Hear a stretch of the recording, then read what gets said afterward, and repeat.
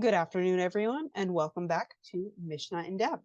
This is Mishnah in Depth Eduyot with Dr. Yitz Landes. The Mishnah in Depth series is part of the Rifka Rosenwein Mishnah Division and is sponsored in her memory by her family. It's a pleasure to, if you've been following along since, back in Nashim or joining us from the previous Masechet, or if you're doing this for the first time, we're glad to have you here. In this shiur, we are assuming that you are reviewing the one or two mishnayot per day, following the Mishnah Yomit schedule, and we're going to come together about once a week to go to understand things with a little bit more detail. And for the next few weeks, we have the pleasure of learning with Dr. Yitz Landes. He is the assistant professor of rabbinic literatures and cultures at the Jewish Theological Seminary of America, with a research focus on rabbinic Judaism, history of the Jewish book, and liturgy. He received his PhD in religions of Mediterranean antiquity from Princeton University after receiving a BA in Talmud and Halacha and comparative religion, and an MA in Talmud and Halacha and late antique studies from the Hebrew University of Jerusalem. He has several publications, including studies in the development of Birkat HaAvodah. And with that, pleasure to have him teaching here, and I'm going to hand things over to him. Thanks so much, Kayla. Hi, everyone. I'm going to share my screen, and that's what I'll be doing for this series in general. The sources will be on the PowerPoint, although again, as mentioned, I'm assuming that you are reading the tractate on your own. And even if you haven't been doing other tractates until now, starting just with us right now, that's also great. I should say also, just by way of introduction, that I knew Rifka Rosenwein growing up, and it really means a lot for me to be teaching in her memory. And I want to thank the Rosenwein and Lichtenberg families for their support, and also Drisha for providing me with this opportunity. So as mentioned, I teach at the Jewish Theological Seminary. I work on rabbinic literature and other aspects of pre-modern Judaism. And actually, one of the things that I'm working on right now is a history of the study of the Mishnah. And so I'm really very interested in how the Mishnah was studied over the course of the first millennium of its existence. I also teach class at the seminary on the Mishnah proper. I have not yet had the opportunity to teach Tractate Eduyot at the seminary. As I'm sure you've already seen, this is a bit of a tricky tractate. I like to teach it. I'm looking forward to doing so, but it's not something that is necessarily in the program of study that often anywhere, really. And I could tell you also from the perspective of studying the history of the study of the Mishnah, it's a tractate which people sometimes kind of avoid, or at least maybe kind of save to the end, whatever that might mean, because as I'm sure you already noticed, it's very different and at times even very difficult to follow what's going on. So let's first talk about the plan for today. Today, actually, most of the time I'm going to take up to introduce the tractate. We'll talk about what makes it unique. I'll talk about some ways in which it was already understood to be unique in antiquity. We have somewhat uniquely for this tractate a few introductions to the tractate, or a few kind of understandings of how it was created in classical rabbinic proper. We'll look a little bit also at medieval theories about that. And then I'll talk briefly about modern scholarly opinions on the tractate and how it came into existence. Then we'll talk about its location in the Mishnah. And once we do all that way of introduction, and again, that probably will be much of our time, I'll do an overview of the content of the first chapter, depending when you're hearing this, but when it's supposed to be aired, we're more or less at the juncture of finishing the first chapter. We'll do a little bit of that overview of the chapter today, and in future weeks, we're going to go into much more detail about specific mishnayot. And again, today I'm introducing the tractate in general, but I'll also talk about what's special about studying specific mishnayot in Tractate Eduyot. So without further ado, let's talk about what makes it unique by first talking about just the forms of Mishnaic discourse in general, right? So I imagine a lot of you have already seen that the majority of the Mishnah is organized by topic. That's kind of what makes the Mishnah the Mishnah. That's the innovation of the Mishnah. It's its organization by topic into orders and into tractates. And most of the Mishnah is organized by topic and consists of stated opinions and disagreements on a given matter of halacha. You could think about any tractate. Most of them are organized in that way. You open it up, it's talking about some random halacha. Unclear why I started with that question, but it's starting with that specific question. And for the most part, the tractate will be organized topically according to that overall topic that's going on in that tractate. So as part of that discourse, the tractate also might include specific stories, and the stories might be some kind of halachic precedent, or actually sometimes the stories might challenge whatever the halachic statement is in that specific Mishnah or chapter. And at times also we might have ritual narratives. You can think about how a specific tractate might largely be made up of halachic disputes, but then kind of go into a more detailed, almost like stage directions of what goes on in the main ritual, the main area of halacha that's described in that tractate. We also have, at times, Agadah in general. We could have things in the tractate that aren't halachic, and they're also not narrative. We could have, usually the narratives are in service of the halacha, but oftentimes we just have statements that are about things which aren't specifically in the context of halacha. And we have some tractates that are entirely ritual narrative, or almost entirely ritual narrative. Again, this is kind of like a line-by-line stage direction for how a ritual might take place, and usually how it might have taken place in the Jerusalem temple. And then we have avot, right? And avot is totally unique. We'll get there in a few weeks or a few months. And it is organized by the trade of transmission, right? It starts with Moshe and continues into the rabbinic period, and the content is not halachic. And it is its own work. It is totally sui generis, except for one thing in which it is actually somewhat similar to Tractate Eduyot, and we'll get to that in a moment. But these are really the two main forms of Mishnaic discourse, and then avot as a third form, which is, again, unique. And also unique is Tractate Eduyot. I should say that a lot of my study of Eduyot has been informed by this very important dissertation by Rabbi Jeremy Weider of Yeshiva University, who actually I studied Mishnah with when I was a child, but we also never studied Eduyot together, so I'm really familiar with his teaching on this tractate from his dissertation on the topic. Entitled, as you can see here, Mishnah Eduyot, a literary history of a unique tractate, and unique, we're talking about that right now. So it is entirely different. It is organized by the opinions of sages, which is really where the similarity with avot begins and ends. This organization by tradent, by the person who is sharing an opinion. And also there's, to an extent, this shared aspect of that order is oftentimes chronological. But instead of Agadah, here it's about every sort of halachic topic. Really, quite random assortment of halachic topics. Does not necessarily seem to be some kind of rhyme or reason as towards what governs that. And really what organizes it is the tradent. And it's kind of a literary phenomenon, not a topic or not a area of content that unites the tractate. At times, we do see this elsewhere in the Mishnah. You could think most famously in the first chapter of Tractate Megillah, when it starts off talking about Megillah, in Any Diyoma, right? We're on Tanit Esther today. And in the midway point of the first chapter, it kind of switches into Ein Bein. This is the list of things that are different between different areas of halacha. What triggers that whole conversation has to do with the celebration of Purim, the difference between Adar Aleph and Adar Bet in the case of the leap year. But then it goes in differences between Shabbat and Yom Kippur, other kinds of differences. And really what unites that whole second half of the chapter in the Mishnah and in Tosefta is this literary phenomenon. And in some ways, Eduyot is similar to that, because also what unites a lot of the tractate is a literary phenomenon, although here also it's an historical phenomenon, vis-a-vis the arguments between different sages that occurred at different points in rabbinic history. So it's not entirely unlike what we see elsewhere, but it is unique in the sense that this is the entire tractate is organized in this fashion, and that is unique. I should say also that most of the sages are early, right?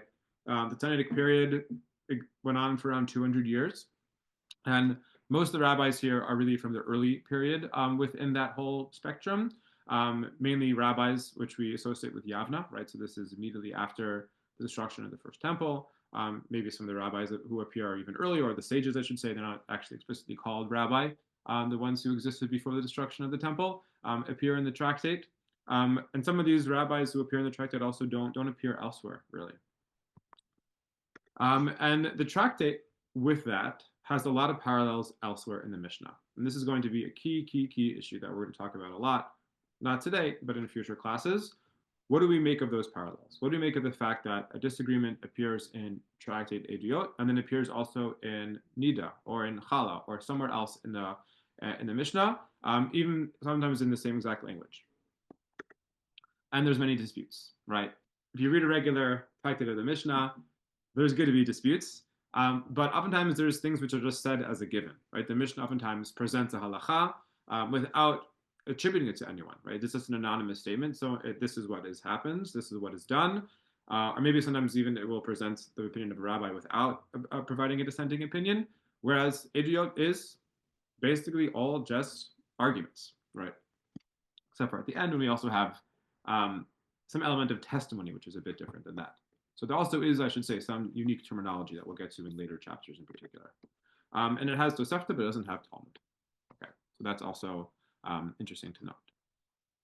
So just a quick overview. This comes from a reader's dissertation to get like a very general snapshot for ourselves of the organization of the 8 chapters. The first chapter starts off with debates between Shammai, Hillel, and the sages. We have some addendum to that. We'll get to talk more about the first chapter later today, but it's important already now to see in the context of the whole tractate.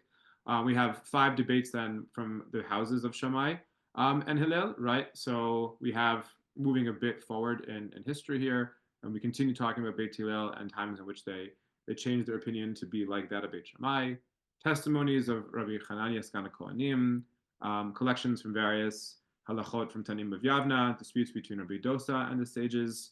Going back to something we had a little bit earlier, you can see in the section that begins in Perek Gimel Mishnah Tet. Then we continue on Beit Shammai and Beit Hillel, on the Chumrot and the Kulot of them. Additional kind of things about that also from a somewhat later period in Usha. Testimonies of Rabbi Akavia ben Mahalalel. Other things that have to do with Tanaim and their testimonies, mostly from the time of Yavna. This Shamati comments from Rabbi Eliezer and Rabbi Yoshua, and a Mikubal Ani comment from Rabbi Yoshua and Rabbi Yochanan ben Zakkai. We'll talk about that in later weeks, but you can see, even just looking at this structure, this bird's eye view of the organization of the tractate, it's different, right? There is not a ritual narrative that goes from the beginning to the end here. It isn't a topic that is discussed at length. It is this kind of nature of discourse having to do with testimony, having to do with key arguments between important figures in the early rabbinic movement. That is what brings this tractate together. And we'll talk about all this as we go on, but I wanted to see it now in the bird's eye view. And I'll again also note this terminology, Shamati Mikubalani. The Eid is one that comes up later. And there's this terms that we don't see so often elsewhere in the Mishnah. So what's the deal? Why is this like this? Already in antiquity, and this happens in the beginning of the Tosefta, right? So the somewhat later, but at times also somewhat earlier companion to the Mishnah. So the Tosefta, for those who aren't familiar, it is later than the Mishnah. There are rabbis in the Tosefta that postdate the rabbis in the Mishnah. Oftentimes also the material in the Tosefta seems to be responding to the Mishnah. But at the same time, sometimes the material we see in the Tosefta seems to have been serving as a source for the material that appears in the Mishnah. So the Mishnah might be reworking material that exists in the Tosefta. So the Tosefta is therefore preserving material that antedates, that predates the Mishnah. But as a work in its entirety, it is later. And at times, as a work that's later, again, it comments on the Mishnah. Usually it cites the Mishnah, or it seems to assume that we know the Mishnah and then respond to it. Here, somewhat uniquely, instead of coming after something the Mishnah says, it inserts itself prior to the beginning of the Mishnah, right? It actually provides an introduction to the Mishnah. When the sages entered the academy in Yavna, they said, there shall come a time when a person will inquire regarding a matter of scriptural law and not find, and inquire regarding rabbinic law and not find. As it is stated in Scripture, in the book of Amos, behold, days are coming, says the Lord, in which I shall send a famine in the land, not a famine for bread, not a thirst for water, but rather to hear the word of God.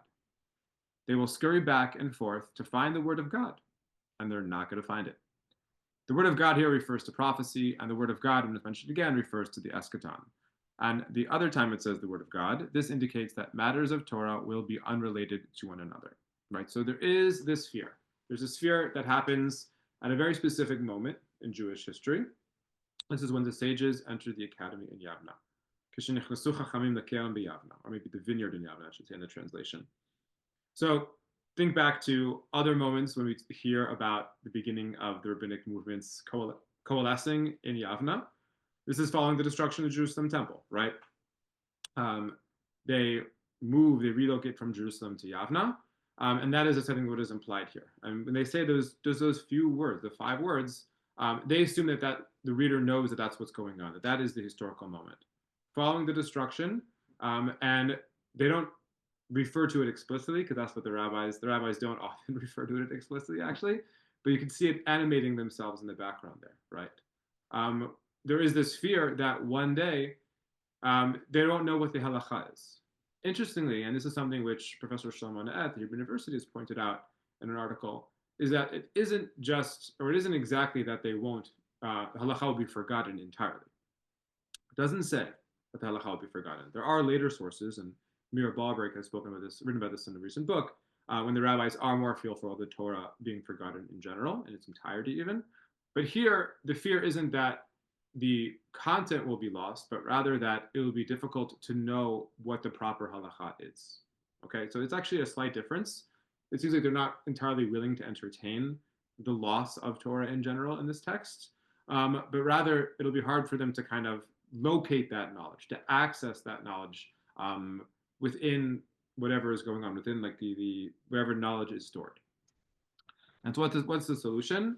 They said, let us begin with the words of Hillel and Shammai, right? So once that happens, this is supposed to be read as an introduction to the tractate. One reads this story and then immediately begins to read Tractate Eduyot, which again starts with arguments between Hillel and Shammai. So it's perceived to be kind of the setting in which Tractate Eduyot happens. So a few things about that. I already mentioned that this has to do with a specific understanding of what took place in an historical moment in rabbinic history, right? Following the destruction of the Jerusalem temple, there is a need to order Jewish knowledge, not to write it down. They still don't entertain writing it down, even though some of this fear might come from the fact that rabbinic knowledge is transmitted orally, right? They know that there is some precarity to that, right? The fact that they have to rely on this Torah knowledge existing in the ether in people's minds, it means that at times it might actually be hard to know what the halacha is. And what's the solution? The solution isn't to then go and to write it down, but rather the solution is to organize knowledge properly, right? Let's go sit back now after the destruction, now that we've made it to Yavna, and organize rabbinic knowledge. And how are they organizing it? How do they organize rabbinic knowledge? They specifically organize it by disputes, right? The disputes between the earliest sages they could think back to, which are Hillel and Shammai. So it's a very fascinating text. Scholars have made a lot of its historicity. It's not contemporaneous with Yavna. This is a text that first appears in the Tosefta, likely came into existence at a later time than Tractate Eduyot itself. And there is one significant issue with the text in terms of it being an actual introduction to the tractate. And that's that, well, yes, a lot of the sages that appear in the tractate do come from the period of Yavna or earlier. There's also later parts of the tractate. There's folks in the tractate who come from the later generations, like what we call the generation of Usha, once the Sanhedrin supposedly left Yavna. So if it really is an historical setting of the tractate, it can't be the historical setting of the entire tractate. And we'll go back to how scholars or how different thinkers in the Jewish tradition dealt with that dynamic. I should say also there's one other interesting thing about this tractate that makes it unique, is that there's only two tractates, or I guess you could say three tractates, that begin with opinions, right? Usually actually with the opinion of a given sage, that is. Tractates, you could think about brachot, right? Emetai Korin starts off with a question, or you could think about various tractates that begin with kind of a depiction of a setting, a halachic setting that raises a question. Whereas Tractate Eduyot begins specifically with the opinion of a sage. So, right, we have in the beginning of Eduyot, Shammai Omer Kol Nashim Dayan Sha'atan. And this is similar to the opening of Nida, which the same Mishnah appears there. And also this comes up in Tractate Para, where also there is, it opens up with the opinion of a sage.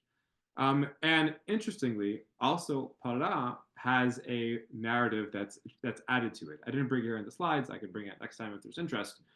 But in the Psikta de Rav Kahana, which is a midrashic work from the 5th century, in the portion on Para, which we'll actually read in synagogue shortly, there too, there is a narrative that is offered for the beginning of Tractate Para. And specifically, the narrative is that Moses goes up to heaven. Moses goes up to Mount Sinai, rather, and he discovers that God is learning Tractate Para. So there seems to be something about the literary quality of these tractates that begin with stated opinions of sages, that invites narrativization. This is something actually which already Bernard Mandelbaum in his commentary to the Rav Kahana he called attention to, and also Tzvi more recently in an article has spoken about quite a bit, that for whatever reason, the rabbis thought that there must have been a story at play. Something must have happened that led these tractates to begin in such a fashion. So this is one introduction to the Tosefta. It is one which, as we shall see, is actually wildly influential on medieval theorists and how rabbis in the Middle Ages thought about this tractate, and also about how modern scholars actually in general thought about the formation of the Mishnah. This is key. The uniqueness of tractate Eduyot is also understood by some to actually speak to the creation of the Mishnah in general. So the other story comes from a very, very famous passage in the Bavli, which talks about the deposition of Rabban Gamliel when he is no longer the head of the academy. And they say on that very day, once he's deposed, Eduyot bo bayom nishnet, right? And that specific day is a day in which they taught the tractate of Eduyot. B'chol hechad amin bo bayom hahu yom ahav. Right. So we start with the Breita, and then the anonymous editor of the Sugya then says whenever it actually says bo bayom in the Mishnah or in some other Tanaitic source on that day refers to the day that Rabban Gamliel was deposed. And there was no halacha whose ruling was pending in the study hall that did not explain, and even Rabban Gamliel, even though he had just been deposed, he stuck around. And so there's also here another totally different narrative from the same era, I should say, but not really in response to the destruction, but rather in response to this kind of formative moment in rabbinic mindset, or rabbinic kind of understanding of its own history, when Rabban Gamliel is deposed. Thinking being, I guess, that now the story kind of describes how people now enter the Beit Midrash. Also in the Sugya, they talk about how people now are more comfortable entering the Beit Midrash in a way that they were not fully allowed to when Rabban Gamliel was the head. And so maybe that's also what's going on here. Now that people are able to bring in this knowledge into the Beit Midrash, I guess for the authors of this story, Tractate Eduyot seems like a likely culprit, or a likely product, rather, of that kind of study. When people just come and testify towards something. They come and witness that this is something that is halacha. So that seems like, given that the story already said that now people enter the Beit Midrash who didn't enter earlier, maybe this is the same moment that these different kinds of bits of information were collected, ultimately forming Tractate Eduyot. Two stories. It's uncommon for any tractate to have some kind of narrative story attributed to it, and Eduyot has two of them, which I think, again, largely plays to just its uniqueness as a tractate, and it is something which we only have a little bit of with one other tractate. So now let's look to the most famous medieval theorist of rabbinic literature. This is Rav Shira Gaon.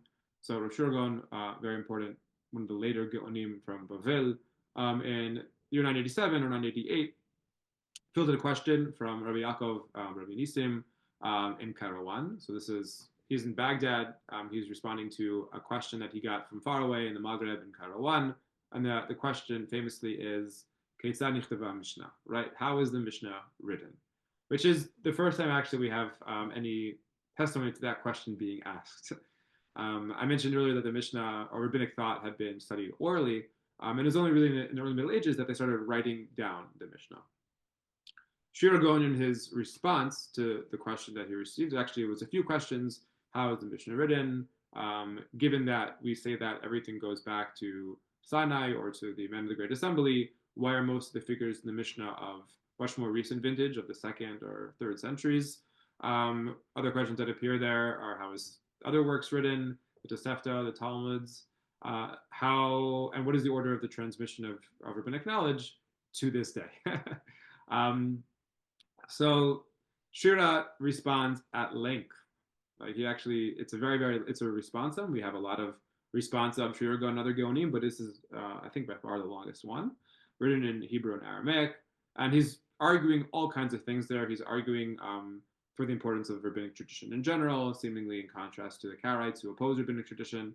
He also argues for the importance of his own yeshiva, Pumbedita, and also the importance of his own family in leading the Jewish people. And he also argues for the study of rabbinic texts, not from written manuscripts, but actually by oral study, which is how they say it happens in the yeshiva, and also how it happened amongst the rabbis of yore.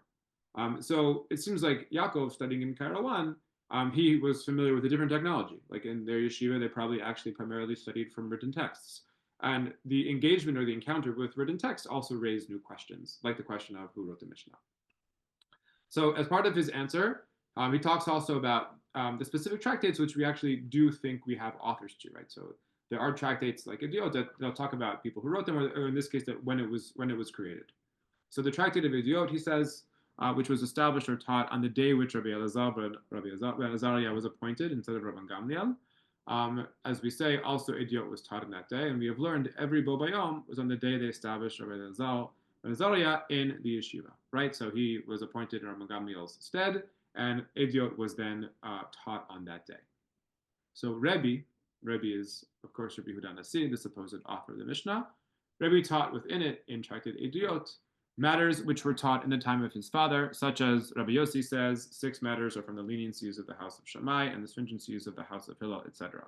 And such as Rabbi Yehuda said, heaven forbid that a Kavi ben Mahalalel was excommunicated, as the gates of the temple courtyard are never closed upon any member of the Jewish people who possesses wisdom and fear of sin, like a Kavya ben Mahalalel. But other tractates, even though their contents were already taught, Rebbe arranged them according to halacha. Some he taught or worded following the earlier language, and some as he saw fit. So there's a few things here. Starting from the end, we can see he says, but other tractates, right? These are organized according to halacha, namely according to their topic. He recognizes that Eduyot is a special tractate in terms of its organization, which is not by topic. And then he, going back to the beginning of the passage, says that, and this in line with what it says in Bavli Berachot, Kaf Chet, is a factor of it having been taught on that day. But in the middle paragraph here, he talks about how it entered the Mishnah, right? So we have the tractate existing on its own from the time of Yavna. The problem is that he is aware, like I mentioned earlier, of the fact that there are elements of the tractate which are later, which are from sages who postdate Yavna and postdate those early generations of rabbis. And so what he says here is that basically he took the tractate from the time of Rabbi Azariah, and Elazar ben Azariah's tractate, he added on top of it things which he heard from his father, from the time of his father, i.e. from the later sages of the rabbinic period.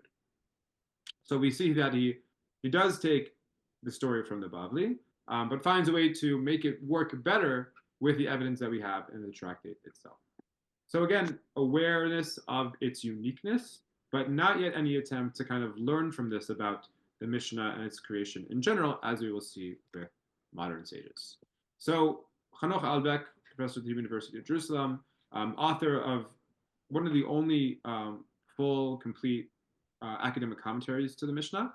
It's not that long, the commentary, but it's very, very helpful. And if folks have access to it, I would strongly suggest using it as a commentary. It's really, really helpful.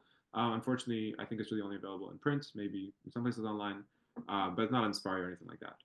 And he, noting the differences of Tractate Eduyot and also noting the narrative which we see not in the Bavli but in the Tosefta, he says actually that Eduyot is the first attempt at redacting Mishnah in Yavna, right? So he takes the Tosefta pretty seriously, and he takes also the literary form of the tractate very seriously and says that this is a sign of editing. This is clearly an attempt at bringing opinions together, and because it is, even you could say, qualitatively not as helpful as the topical organization we see elsewhere, this must be the earliest form of attempting to edit the Mishnah. And tractates elsewhere in the Mishnah, or other tractates in the Mishnah rather, whenever we see parallels between Tractate Eduyot and those other tractates, like being able to give our chapter from Nida, from Chala, those authors or the people who are responsible for the other tractates, they took from Eduyot. Okay, they knew of Eduyot and they took material from there and copied it into the tractates that they were compiling on a given topic. And the question then becomes, well, there is some material that appears in Eduyot that doesn't appear anywhere else, although it could have appeared somewhere else, right? There's information that comes up in Eduyot that could have been copied and used elsewhere in the Mishnah, just as certain sections were copied from Eduyot and used elsewhere in the Mishnah. And he says, therefore, that must be a sign that the editors of other tractates weren't aware of those comments because they did not yet exist in Tractate Eduyot. Very elegant. And also, it says something about the historical development of the genres of the Mishnah, right? That initially, rabbinic knowledge was organized in this kind of more functional kind of pattern or stylistic pattern, or maybe some historical pattern by specific debates of specific rabbis at a given time, whereas topical organization was something which they only thought of later and is a sign that it's a development of rabbinic thinking about how to organize rabbinic knowledge. So his colleague slash opponent at the Hebrew University, Yaakov Nachum Epstein, didn't author a commentary to the Mishnah, but authored an extremely long 1,300-page book on the Mishnah, as well as several other articles, and also his lectures were published posthumously on the Mishnah. He doesn't have as much of a direct kind of writing on the Mishnah, Mishnah Eduyot, the same way that Albeck does, but it comes up in various places, and he similarly discounts Brachot 28a and adopts the introduction of the Tosefta as being the historical setting of the tractate. But the difference being for him is that a very big thing for Epstein is that, but this isn't the earliest moment. There's actually are even earlier attempts to organize rabbinic knowledge, and Eduyot is reliant on those. And lastly, we'll just look at one very prominent historian of rabbinic period and rabbinic text, Jacob Neusner, who doesn't really have a great answer for us, but it's something which was influential in scholarship, so it's important that we think with it, is that Eduyot is actually a collection from other tractates, right? So we could see that there is a parallel material. Whenever we have parallel material, we should always think to ourselves, well, did one tractate borrow from another tractate? Did X take from Y or Y from X? Or did they both come from an earlier source, from a Z that predated X and Y? You could say that actually Epstein is kind of in the model of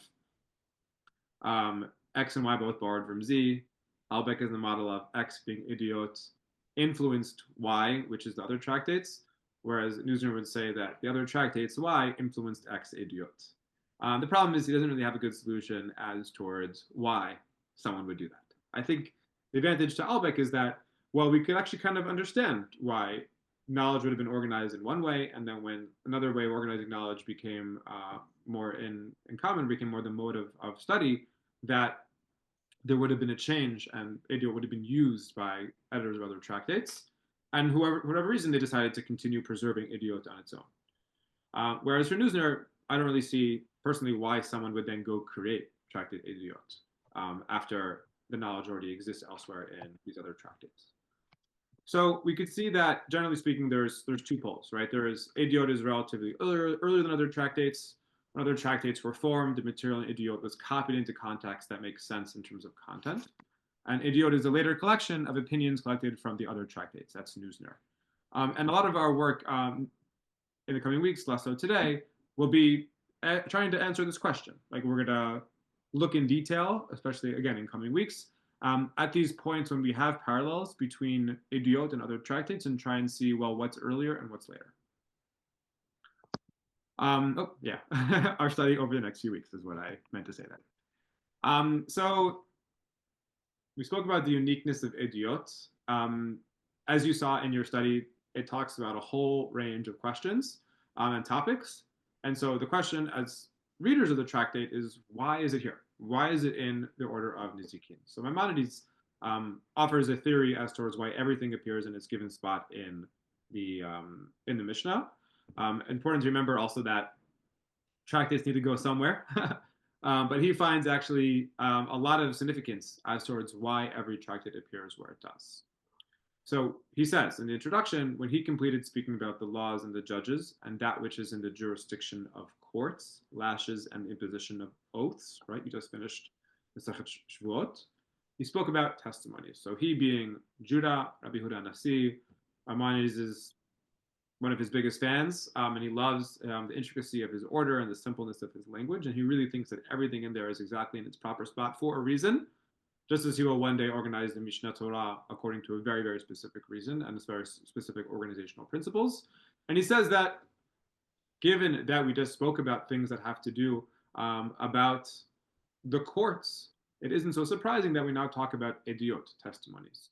Most of the topics of this tractate are to transmit to you all the laws to which trustworthy men testified, because their testimony is accepted law, and it belongs to the category of laws, since testimony is given only in front of a court. So he kind of acknowledges without saying that the tractate is somewhat out of place in Nizikin, right? The topic of the debates, for the most part, I think to do it all, what goes on elsewhere in the order of Nizikin. But the phenomenon of testimony is one which is very similar to what we speak about when we talk about nizikin, right? These are things which occur in courts. Much of nizikin should take place in a court, or at some point might come before a court. So edut itself, testimony, is something which does tie in to the larger content of the order. This is very elegant, and I think what I would tell my students usually is that you should be very wary of things that are too elegant, which is the case with a lot of Maimonides' brilliant and elegant answers to the order of the Mishnah. And there's much simpler reason, which is kind of, I don't know, it's surprising within itself, but it's important to think about. So first we talk about why is it here in Nizikin? Let's first think about that. Why would it be specifically in this location? So right, Maimonides said that we finished talking about oaths, which oftentimes occur in court.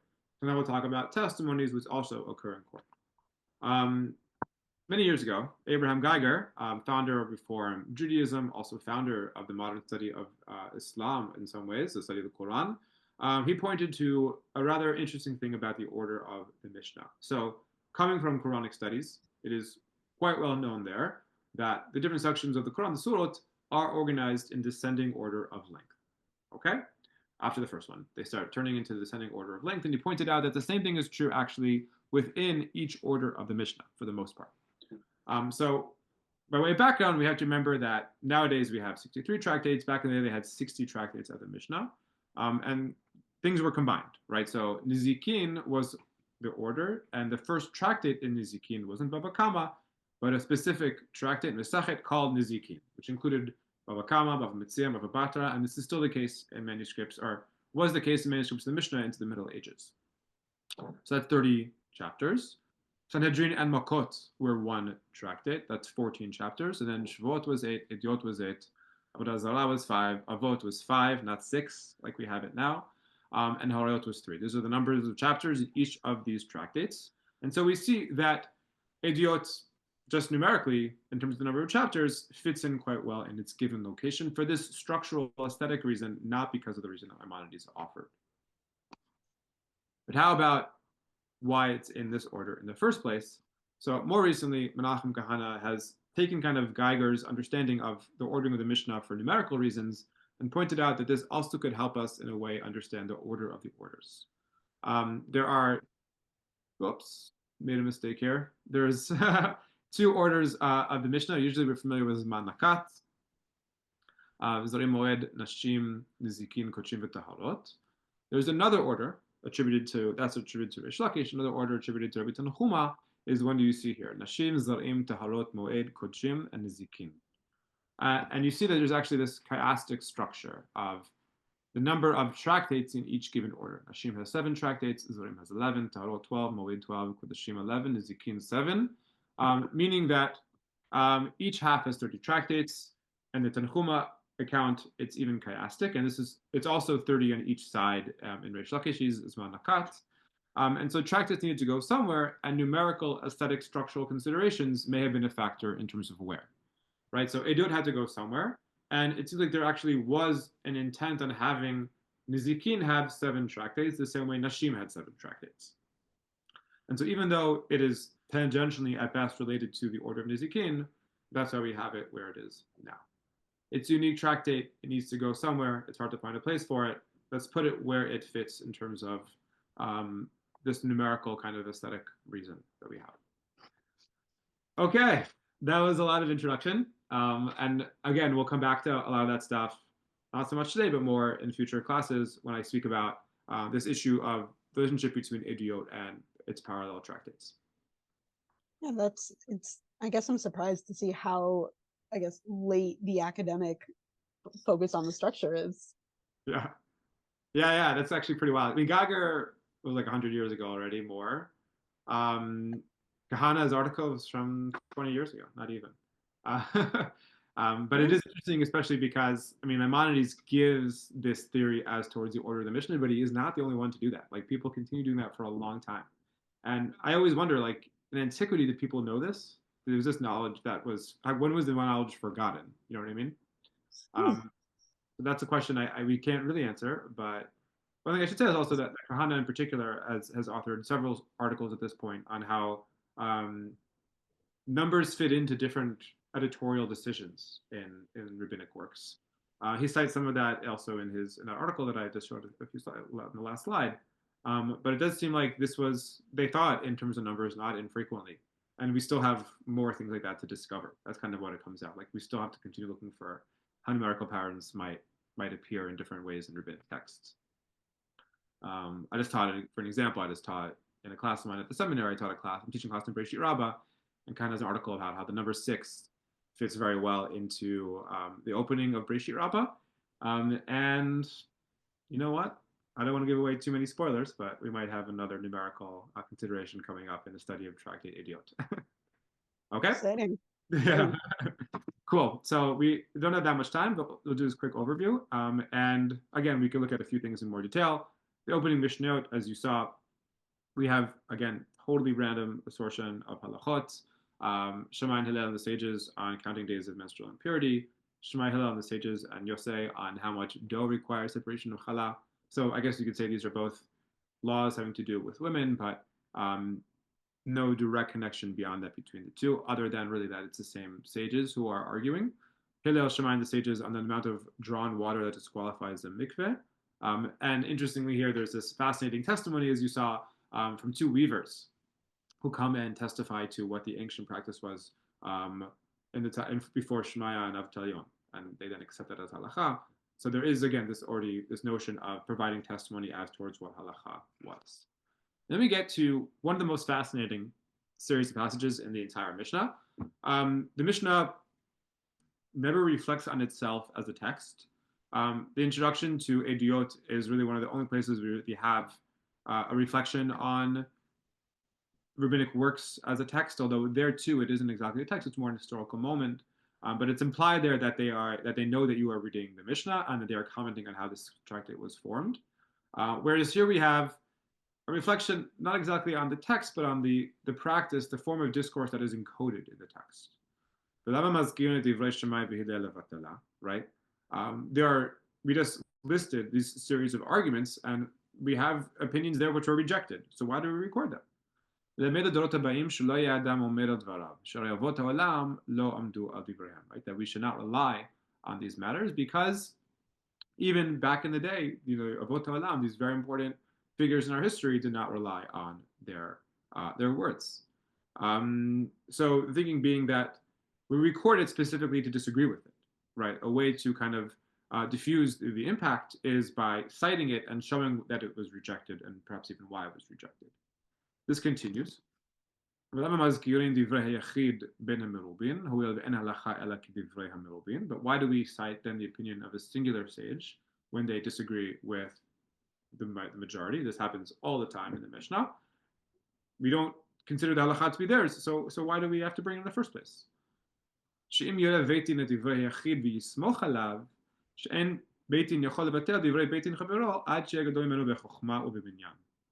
Right, so that one day, or actually, let me read one more line. Right,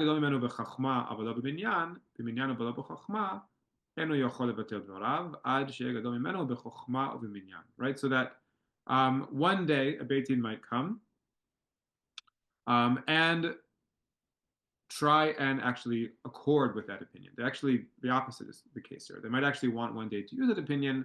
They can't just go and adopt it. They actually have to have enough gravitas, enough literal people and wisdom in order to discount the opinion of an earlier Beit Din, but they can in that moment rely on the opinion of minority sage. So let me just see. I think I dropped off Mishnah Vav here, but I'll read it from my printed copy. Amar Rabbi Yehuda Inken lama mazkirin divrei yachid ben merubim levatala. Shemyumar ha'adam kach ani mukubal yumar lo divrei ish ploni shamata. Right, so it's basically actually the exact opposite thing, and it has to do in Rabbi Yehuda's opinion here in Mishnah Vav, which again, sorry, doesn't appear on the PowerPoint, with more of the fabric of the Mishnah in this tractate in general. Because we see that Mukubal is something which comes up, hearing is something that comes up in the tractate, and he says here, why do we record the opinion of this person, of this opinion that was rejected over time? Because if someone comes along and says, oh, this is my tradition, And it's hard to argue with someone who just said, this is my tradition. We could say, no, that is specifically the opinion of so-and-so, and that opinion was rejected. So while Mishnah, hey, does provide a more of a positive reason for bringing these minority opinions, because one day we might use them again, here it's saying, no, actually, we really don't think we're ever going to use them again. And this comes to show us that that opinion was specifically rejected. So there's actually a difference here in how the Mishnah understands the very purpose of bringing minority opinions. And again, this fits into this kind of tractate of it being all about bringing people's different opinions, even bringing disagreements and opinions that were rejected. But it reflects overall on the general purpose of the Mishnah itself. Right? The Mishnah brings many, many, many opinions which are rejected, as we know. And here, because we are so engaged in this very unique form of Mishnaic discourse, there also is this moment of reflecting on the nature of this discourse itself. Wildly important passage, and it becomes very important also in histories of halacha that are written in the Middle Ages and beyond. We continue then, we move from Shammai and Hillel to Beit Shammai and Beit Hillel. We're moving forward in time with some also clarifications from additional sages, having to do with issues of how many bones will create impurity, the impurity and preparation of truma, the substituting of Maaser Sheni, right? So it needs to be brought to Jerusalem, but if you can't bring your produce to eat it in Jerusalem, you can substitute it for a coin, how that works, and how do you spend that coin, how do you substitute it, specifically if you're doing it in Jerusalem, and also other issue of the impurity of a bride's stool.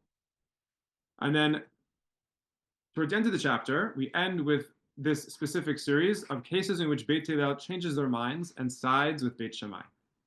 This has to do with the marital status of a woman who came from abroad, a slave owned by two people who was half set free, when eventually also they acknowledge that he must be able to be set free, and the purity of items in a vessel when it is in a room with a dead body. So very esoteric issues, but in some ways also very practical issues for a given moment in the history of halacha. Right? These aren't things which are outdated to the folks who are talking about them, and there's actually a surprising amount of things which have to do with purity. And we're not going to look into these ones in detail. Again, future classes will do that much more in detail. But I wanted to just, reflect on the fact that maybe we can nevertheless learn something about the general issues which come up here. And maybe that teaches us also something about what the rabbis were invested in this earlier period of rabbinic history. Like we are talking here about sages from early on in the rabbinic movement, and what interests them in particular are issues of purity, right? Are issues of marital status. These are specifically issues of very Jewishy, I guess that's the word my son would use, aspects of Jewish practice. The Mishnah talks about things which are at times much more about nizikin, like we saw earlier in the study just a few weeks ago, that these are things that have to do with civil law in general. But that's not what these early rabbis seem to be as focused on, right? They're focusing more on issues that are somewhat unique to Jewish understandings of ritual, Jewish understandings of purity, Jewish understandings. To one extent, though, the place where it does really come out to be more interpersonal is this issue of marital status. So hard to make much of that given the small sample size, but maybe we can say something just very cautiously about what the interests were of the early rabbis as portrayed here in this tractate. So keep that in mind. Keep in mind also a lot of the introductory stuff that I shared. I think I'll be able to also share the slides as a PDF online, so you could also refer to it, because I do want you to think about this question of how what appears here in Tractate Eduyot relates to the parallel sources elsewhere in the Mishnah, and how by probing the similarities and the differences, we might be able to get a better sense of when this Tractate Eduyot is from and what its purpose might have been, and why it is so unique from other relative to other tractates of the Mishnah. So thank you.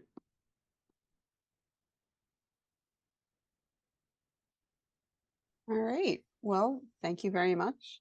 It's a pleasure to learn with you, and I look forward to seeing you and more students at our next session. Thank you. Thank you, Kayla.